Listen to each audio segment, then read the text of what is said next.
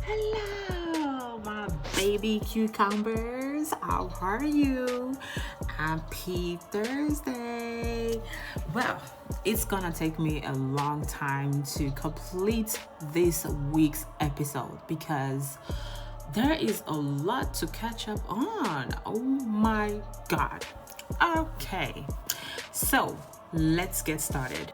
So we're catching up with Tigerlily. It's her wedding day. Okay, so everybody knows that ADNAN, for whatever reason, just loves to be about ADNAN. Okay, so they are throwing him all up in the air. He's all up in the air. It really reminds me of, like, you know how like the Jewish people have the mitzvah for like the boys that are just becoming men. And if you can remember, he just did the in the other room not too long ago. So they're putting me up in the air like a freaking 10-year-old boy or whatever. And I'm like, God, really ridiculous, annoying.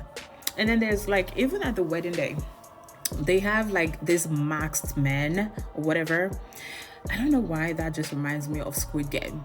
And I was like, Tigerlily, you need to be careful because this guy is so juvenile. He's so juvenile. He's like super clueless. So apparently in a Jordanian wedding, you only need one outfit. But for ADNAN's wedding, it needs two outfits because I guess it's better that way or whatever. But, you know, in this situation, I think this is where Tigerlily is starting to understand what life is going to look like being married to ADNAN.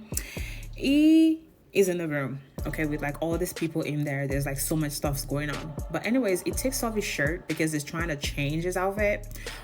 Excuse me, someone has my nose. For the next outfit change or whatever. And he took his shirt off right in front of Shay. And Tigerlily is like, oh my god, I can't believe it took a shirt off. Wow, Shay is still here.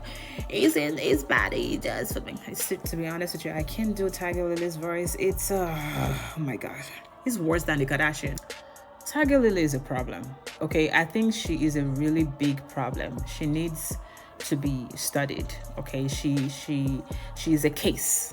Okay, she's a case that needs to be cracked because she is saying that nothing can be a deal breaker between her and ADNAN, even if he's a serial killer. She's like, we're just gonna have to figure out a way for him to stop the serial killing. You mean after your head is on the freaking floor? Huh? And by the way, isn't this like a how do you say this again? Kind of like evidence. Because if something were to happen, okay, TLC has given us a video. FBI can crack that case open because it's definitely Tigerlily hiding a little baby bar mitzvah boy after he went to serial kill everybody. Okay? Anyway, that's behind the point. You know what I was really living for? I was really living for Cruz because he was just over there dancing with all the boys. He was like, yeah. It's like, he doesn't even mind because, like, even if this relationship doesn't last long, the wedding is on fire. Next, let us catch up with Loren in the Philippines with Faith. This guy gets a text message that he has gonorrhea. And he has this weird, ridiculous, and stupid smirk on his face. Like, I'm like, bro, you just got a text message that you could possibly have gonorrhea. And he thinks it's actually funny. He's just like, oh, I don't see anything wrong with having gonorrhea because it's kind of like having food poisoning. Excuse me? Food poisoning and gonorrhea is different. You can get STIs from eating food. Okay, food. Meanwhile, beautiful little Faith, she's just like super excited. She was like, you know, because, you know, if you could recall, Loren just told Faith that he plans on staying in the Philippines for, you know, basically forever, so he doesn't have to return back to the United States because he's homeless. And so she's able to overlook that because she's like, at the end, love is like the most important thing. And she's like, I'm feeling new feelings. I'm like, girl, Let's not lower the bar right now. The bar is way too low. It's too low. It's in the basement. It's in fire. So in the little talking head interview, Faith does cue us that she is insecure, and she does know that like Lauren cares about her, and so in that way, again, being that she is transgender and she hasn't really had a serious relationship or a boyfriend, she does feel like Lauren cares about her and she feels seen. And so yeah, anyway, in the car ride, the way Lauren was sitting, it was like seated like kind of angled towards her, like try to face her or something. And I'm like, bro, sit front, face front, eyes forward, eyes front, bro. And then they head to this nice, beautiful scenery. It looks so beautiful. And for one split moment, when both Lauren and Faith got into the water, I was like, that is such a very close proximity to somebody who has an STI. I might be very ignorant right now, but is the STI gonna transfer into the water where Faith is gonna, okay, no. So they started talking, and Lauren was like, oh, I love you, you are sexy, you are from the Philippines, you're hardworking, you're a lady boy. I was like, God, is this all the reasons you want to be with her? This is just terrible. This is really terrible. This just seems like you're just trying to be in a relationship with someone just for your own gain. There's really nothing you're bringing to the table, and you're not even sacrificing anything because you had nothing to sacrifice. What are you sacrificing exactly? You have everything to gain during this trip, and Faith has everything to lose. So please take a back seat, sit down, be humble. So Lauren decides to finally tell Faith he has gonorrhea. And Faith was like, say what? And he was like, oh, do you remember I was like helping someone move or something? I can't remember exactly what he said, but basically it was like he had somebody sleep over, or he was at a sleepover, and Faith was like, wait, I thought you guys were just friends and you were just helping her. And he was like, oh no, I assumed you knew that I was going to sleep with her because I told you that we're sleeping over or staying over. I'm like, what universe are you from? Why is it that Americans do these things? And no shame to Americans, but I see people do this a lot, especially people who like to manipulate people, or they try to, downplay something. Like, no, you did that on purpose. You hid the truth. That is equal to you lying. Understand that. Rightfully so, Faith says, it's cheating. I do see it as cheating, even though you're saying it's not cheating, because Lauren is trying to paint it like, oh, I don't see it as cheating because we were dating online for 6 months. We didn't see each other, so it doesn't matter. I'm like, nah, you got into a relationship with someone with the idea that you guys are going to meet each other eventually, and, continue your relationship or whatever, so, But anyway, they had a ridiculous, weird drive back to the hotel. And when they get to the hotel, it was like, oh, Faith, do you want to come in? She was like, I'm not gonna come in. She was literally standing by the door. She was like, my hand is shaking. She was feeling so overwhelmed. I felt for my girl. I just wanted to give her a hug. Honestly, Faith, please open your eyes. Open it wide and see the boom. Okay, so we're gonna be catching up with Mr. Niles. Mr. Niles is getting ready to go to Ghana. Okay, and if you recall, he is autistic, and so he has this thing where he's just like taking an inventory. So because he's like being a neurodivergent person, that's kind of like what they do. And I'm assuming that those items would have to go to the bag that they put under the plane, not the one where it's kind of like a carry-on. Otherwise, that's just gonna get dumped out. Anyway, he opens up a case or whatever with like jewelry, and so producers asked him like, hey, what is that? Did you bring a ring? He was like, nah, it's a necklace. I was like, okay. A necklace is not a proposal item, but anyway, he's just kind of concerned, like, his family will be upset with him. He ended up going back to Ghana, or I mean, not back, going to Ghana, and they ends up getting married to Matilda. So we finally meet Matilda. Matilda is from Ofinso, Ghana. Hey, sister 86. Anyway, so we get to know Matilda. She is pretty much hardworking, and I think in the past she wanted to go to the army or something. And I was very taken with the Nyash. If you don't know what Nyash is, okay. So we're catching up with Matilda, talking to her siblings about Niles. Basically, she was like, yeah, this is kind of like a African thing, everyone is just like, oh, I have a boyfriend coming from America. He's coming from America. He is coming over here to see me. He's going to come and marry me and pay bride price and take me to United States of America. So they were just talking about, like, oh, his complexion and everything. This is nothing new to me. Being like, I'm African, so I see where that conversation was leading to. And I've been hearing something online about like racism or something. I don't think that's the case here. I think it's completely different. Anyway, Matilda does say, like, autism isn't understood in Ghana, and that's kind of true in Africa actually.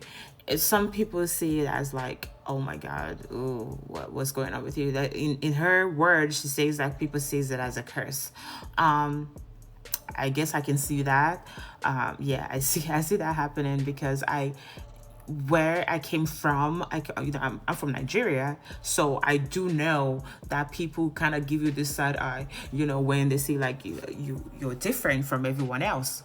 But basically, she was like talking to her mom, and she was like, oh, they're gonna end up getting married, it's gonna take her to America, blah blah blah. This whole story just kind of sound like Matilda. I don't know yet. I'm gonna wait. I don't like to judge people firsthand.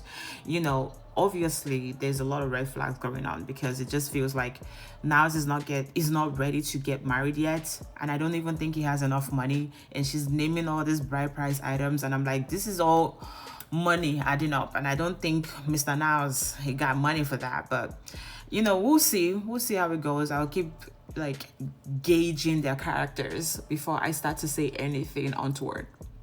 Moving on to Brian and Ingrid. Where do I start? Jesus. Anyway, Brian is still concerned or is still worried about the fact that Ingrid didn't show him any compassion. I think he was just like looking for compassion. It just feels like every single time I look at this guy, he's always about to cry. Every single time he's telling a story. So he has just completely victimized himself, putting himself as a victim. I don't know. It just seems weird to me. And basically, he's not even giving her the time to process everything that's going on. But he's like, you know what? All that aside, I want to meet your son. And she's pushing back a little. She's like, nah. So they're actually having this discussion at an ice cream bar, or is it breakfast bar? But basically, she's just like eating that stuff. She's like, I need to get out of here ASAP. So they head back into the car, and I think he just dropped her off and drove away. And so later on, he was feeling, I don't know, all up in himself or something. So he went to the flower shop, bought her some flowers. Even though she told him, I need some time to process this whole thing. Give me time. I need to think. Because he had just told her that, first of all, he's 51, he's not 45. He used to sell drugs, and his wife shot him.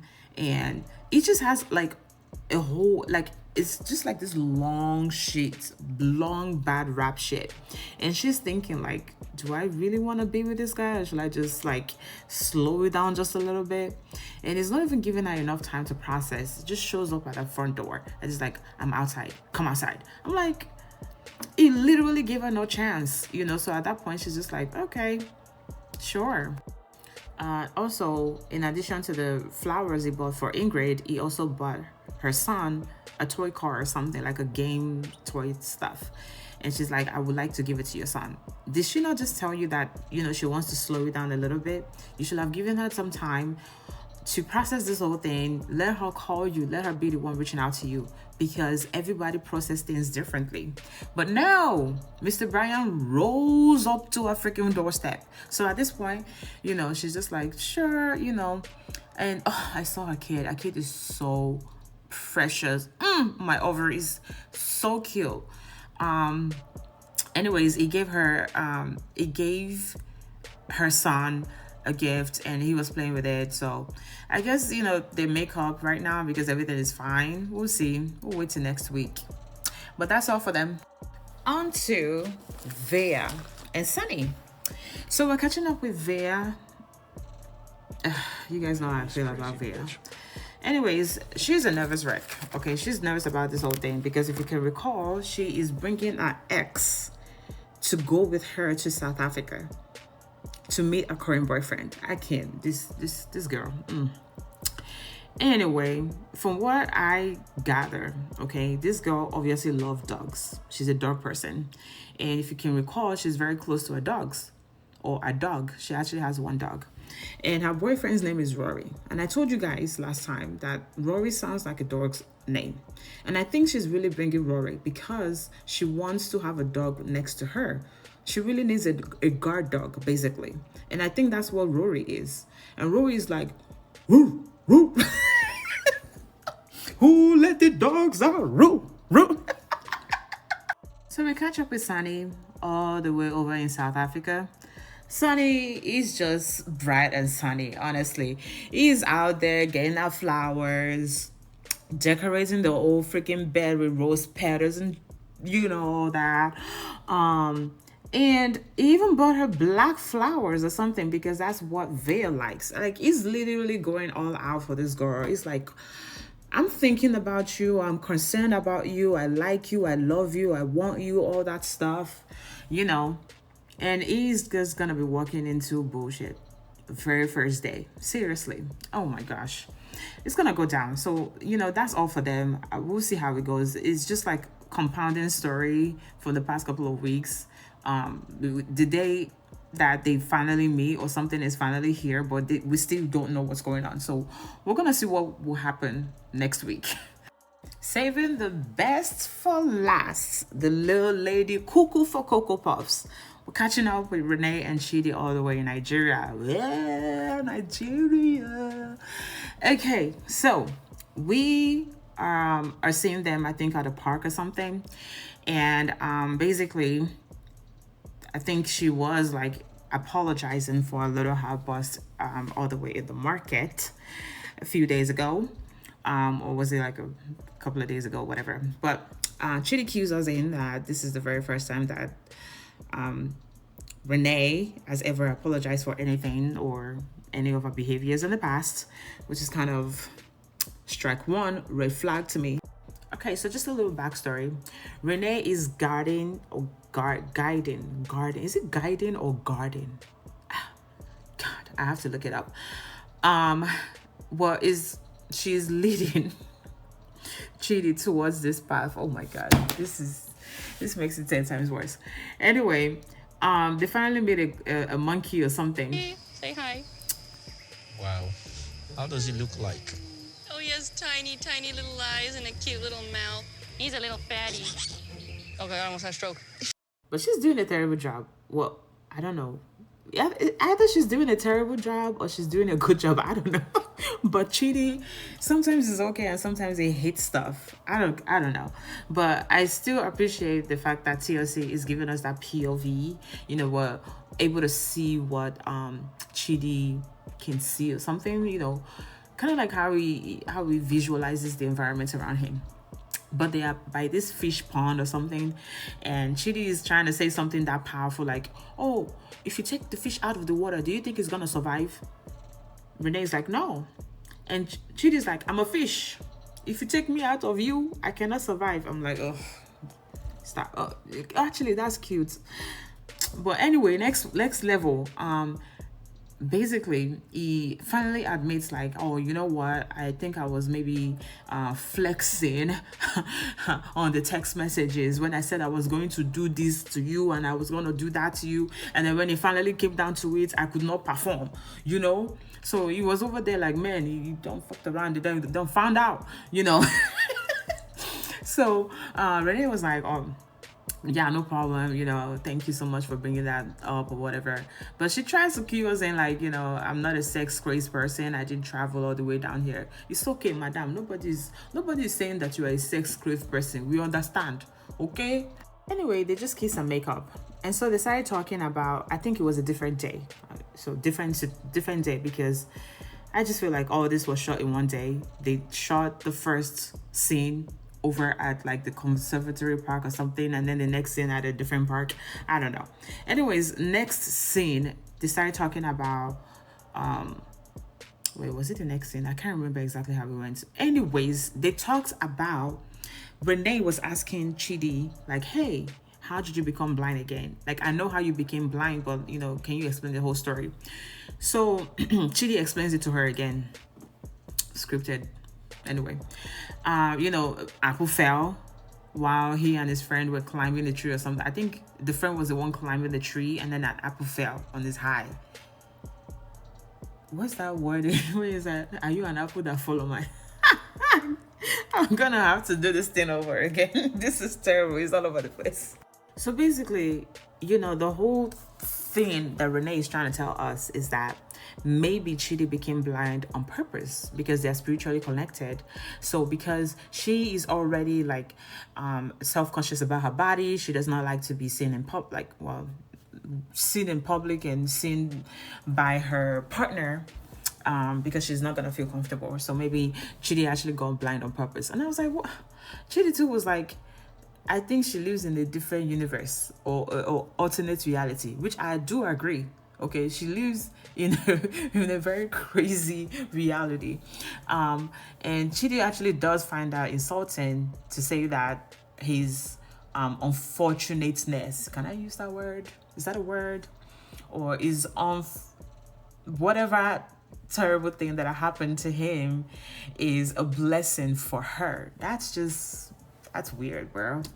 Anyways, we catch up later on. I think we're gonna be catching up with them next week, where Rayne finally even is like showing more of a temper to Chidi's sister. And Chidi's sister's Victoria, I think this lady was just trying to have her eba. She was just trying to eat her fufu or akpu, you know, and this girl is like, I can feel the negative vibe over there. I'm like, madam, calm down. She has been manifesting this weird situation with a partner's sister forever, and now it's finally happening because you are the one who freaking are activating that situation.